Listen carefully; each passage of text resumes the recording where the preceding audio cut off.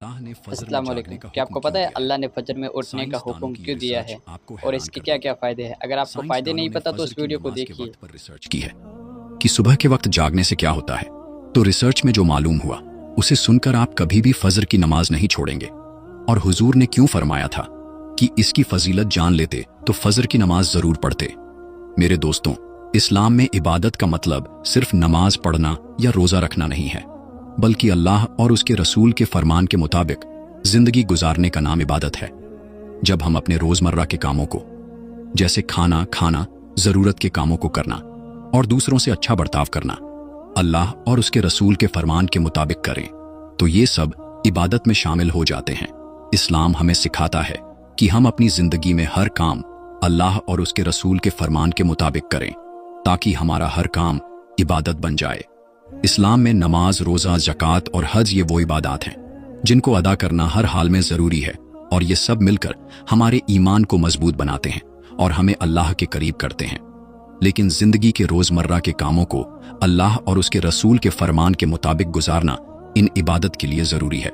नमाज इस्लाम के 5 सुतूनों में से एक अहम सुतून और खंबा है। नमाज बदनी इबादतों में सबसे अफजल इबादत है। मुस्लिम और काफिर के दरमियान फर्क पैदा करने वाली चीज नमाज है। इस्लाम का श्योर और पहचान नमाज है। ये शैतान के चेहरे को काला करती है, मोमिन के लिए फक्र का बाइस बनती है। नमाज के वक्त अल्लाह ताला नमाजी की तरफ मुतवज्जा होता है। अल्लाह ताला इंसान को सजदा करते वक्त ही सबसे ज्यादा पसंद करता है।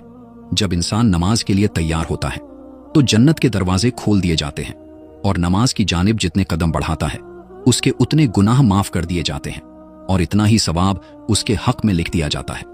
जंग में हो कोई, चाहे दुश्मन की तलवार के साए में या फिर दुश्मन के डर से अपनी जान बचाकर भाग रहा हो, उस वक्त भी नमाज को कज़ा की सूरत में अदा करना जरूरी और फर्ज है। ये इस्लाम का फरमान है, और नमाज बेशक दोनों जहान की शहादतों का जरिया है। यही वजह है कि कुरान और हदीस में इसकी अदायगी पर बहुत ज्यादा जोर और नमाज न पढ़ने पर सख्त सजा का जिक्र है। हजरत मोहम्मद मुस्तफ़ा सल्लल्लाहु ताला अलैहि वसल्लम ने फरमाया कि नमाज दीन में इतनी ही अहमियत रखती है जितनी इंसानी जिस्म में सर की है।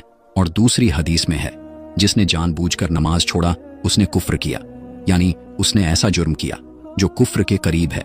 इस हदीस से अंदाजा लगाया जा सकता है कि इस्लाम में नमाज की कितनी अहमियत है। और ये याद रखें, जो चीज जितनी अहम और जरूरी होती है उसकी अदायगी पर उतना ही ज्यादा इनाम व सवाब मिलता है। और चूंकि नमाज सबसे अहम है, इसलिए नमाज का इनाम इतना ज्यादा है कि इंसान सोच भी नहीं सकता।